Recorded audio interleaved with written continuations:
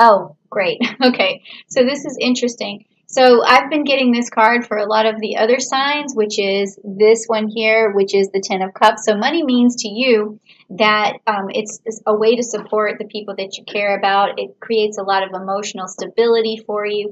It's something that really lifts your spirits because you're able to help other people.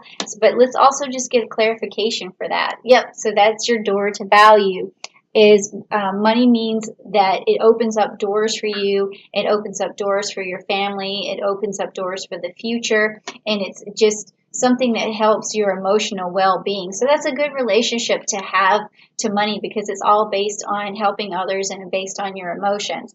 Now, secondly, the card that we're going to pick is about your relationship to the energy of money. And we don't often think of, say, inanimate objects as having energy, but they do because they do have molecules just like everything else on a subatomic level. And then we also they also circulate, and they circulate through different hands, and they pick up different energy depending on where they've been. So what is your relationship to that energy? Is it good? Is it bad? Let's just check it out and see.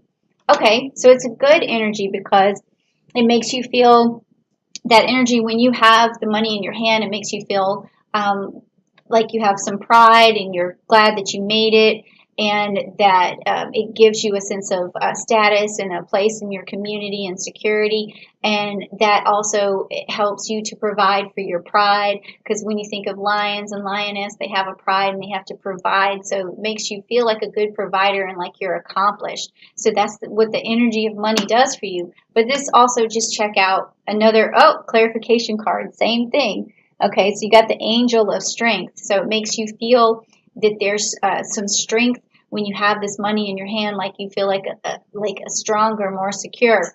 And then you have this angel of strength that's going to be there for you, that's going to help you along the way to help, foster this particular energy for yourself. Okay.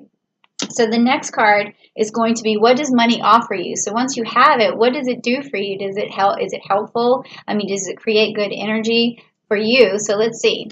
Okay, so yeah, again, we have the Ursa Minor, which is the cub bear. So the mama bear takes care of the cub bear, the she bear. She oversees this cub. And so what happens is when you have the money, it offers you this ability to provide and the ability to protect the people that you care about and your loved ones. So it does offer you something very good and very spiritually great.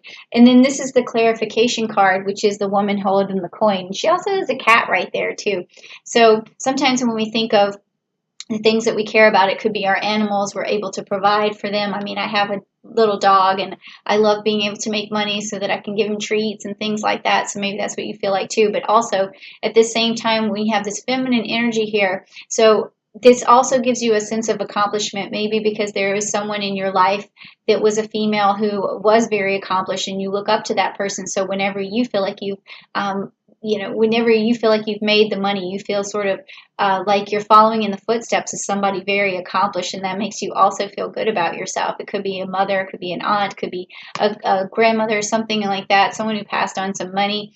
But it's a feminine energy. Doesn't always have to mean that, but it's definitely a feminine energy. So that's really good. That's what money has to offer. Now, next, the card that we're talking about is, how do you make the most of your money? All right, so when you have it, what's the best way to make the most of it? And so when I think of this, I think of in reinvesting. How do you use it to either to do good or to reinvest to make more? Okay, so but let's just see what it says for you. Okay, so you got the Draco, the Nine of Wands. So basically, money, when you have it, how do you make the most of it is overcoming the challenges that you're faced with. Any obstacles that you're faced with, this will help you. You spend it back on your challenges. Like for someone like me, a challenge might be to have good equipment for my YouTube channel or something like that. So if I can buy something better, like even right now, like the lighting is not as perfect as I want, but sometime at some point I'll be able to reinvest and go forward and buy some better lighting and stuff like that. So this is what it's saying, is like overcome your obstacles by using your money in that particular situation. But let's get some clarification, see if we can see anything else. I'm going to say action.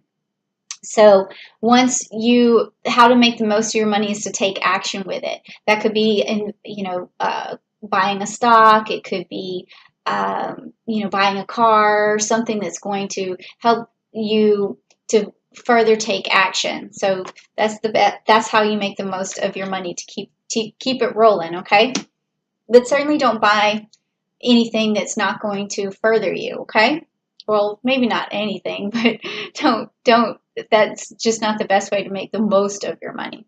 So now the next thing would be like, do you have a budget surplus right now, or a budget deficit, or a shortfall? And what's interesting is that in the next couple of cards, in the last readings that I did for some other of the other signs, I was getting seasonal stuff like spring or summer or winter, actually telling me when money would run out. But let's see what happens for you. Let's see. Okay, well, you got the Serpent's card, which is the Four of Cups. Now, that is telling me you have enough money to stay safe, you have enough money to take care of your health, you basically have your basics. And then after that, you may need some more money, but let's just get some clarification. Okay, you got the cornucopia, and that's an abundance card. So that tells me you may have a little bit more saved up somewhere to be able to help yourself. So, you should be proud of that you've got some savings. You have enough to be healthy and cover your basics, but you have a little bit extra on top of that. So then let's find out what you should eliminate in terms of where you spend your money, okay? And this is what I've found interesting in all the other readings, because I'm like, oh, is that where you spend your money? It's because I'm sort of nosy, so it sort of satisfies that particular uh, inquisitive part of my mind. So let's check this out. Where have you been spending your money? Okay, so the Five of Wands is you've been spending your money on things that make you feel accomplished, which is great. I think that's a good thing to spend your money on. So it doesn't mean, so this card is telling me you haven't been too frivolous in the past, but maybe just a little, but you're keeping it under wraps, because if you were to spend all your money or you waste it, I think that it would mess with you psychologically. You would not feel accomplished. You would feel insecure. Okay, but let's take a look at this card, the clarification. Okay, so door to personal healing and happiness. So you've just been spending money on things that are good for your well-being and good for your happiness.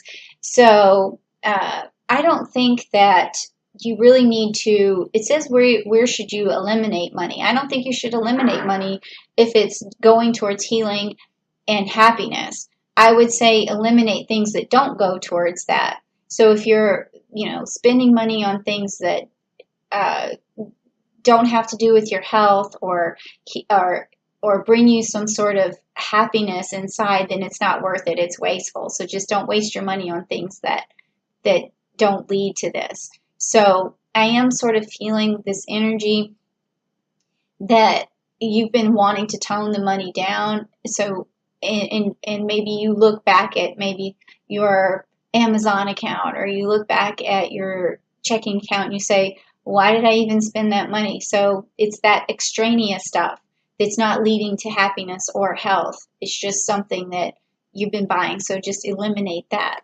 Okay? Eliminate the extras.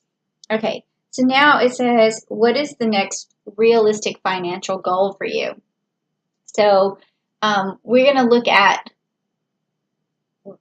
again, where hopefully I'll pick a timing card, just like the ones that I have done in the past that tell me, when a realistic goal is for you to actually have accomplished more money. I think it's going to be on June the 30th anyways, but let's just see what the cards say. Okay, so it says it's the Seven of Swords. So that tells me 7 months from now is a realistic goal for you. So I want you to, when you strategize on June the 2nd, is to think 7 months ahead. And then, by the end of the 7 months, you would have reached a goal. But make that goal attainable that you're writing out for yourself, something that you can really do for 7 months and really make it count.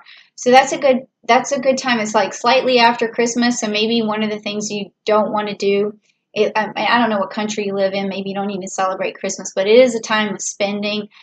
Sometime in December, a lot of people spend a lot of money, so maybe try to cut some of that down so that when you roll out of that season, you feel more accomplished, like you still have a lot and you still are reaching your goals, okay? So I think that's a good way to look at that. And then, so let's see what the clarification is on that. Okay, Healer of the Ages. Okay, so this card means that do things that satisfy your soul. So if it doesn't satisfy your soul, then you don't need to spend your money on it. So that's pretty much, if it doesn't make you really happy, then you don't need it. All right. And then the next thing is, how do you get to your goal more quickly? So what can you do to expedite this abundance that you're going to have in 7 months? So let's check it out and see. Okay, so this is the Ten of Swords, and it's got the Libra energy. It's got all the air sign energies. That means in order for you to expedite your goals, you're going to have to put your best foot out there. You're going to have to really open up your heart chakra, give some unconditional love, open up your throat chakra, really communicate with people. And then also you have this Aquarius energy. So you're going to want to open up your crown chakra and your third chakra so that you can really feel like the vision for yourself. So you're going to have to communicate your vision to other people. So all of this air sign energy, which you should be good at, is going to help you manifest these 10 swords, help you manifest that money at the end of that 7 months, or maybe this is when it's going to pay off in 10 months because you did such good work. All right, so the last card is, what is the best thing I can spend my money on? Well, we kind of already looked at spending on things that just health and happiness. And happiness, like I said, doesn't come from all material things. You have to remember that. So let's see what this last card says. Okay, so it's the Fool card. All right, so this tells me that the best thing to spend your money on is taking a few risks, okay? And I think a really good time to take a risk would be, I would say, on June the 21st with the new moon, the solar eclipse. That would be an excellent time. Okay, because things are going to wrap up on June the 5th with that strawberry moon, with that lunar eclipse. So maybe by June the 21st, if you want to look into your investments, or you want to take a leap of faith and try a new job or a new project or something, it would really be a good time for that, would be on the 21st.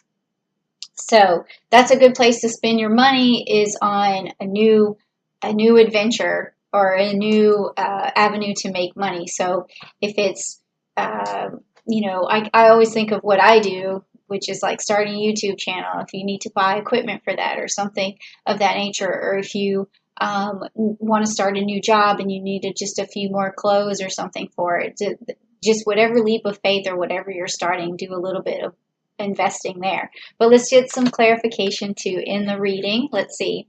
Okay, so it's a woman holding a heart. So another way of spending your money, or the best way to do it, again, is for unconditional love for yourself and healing for yourself.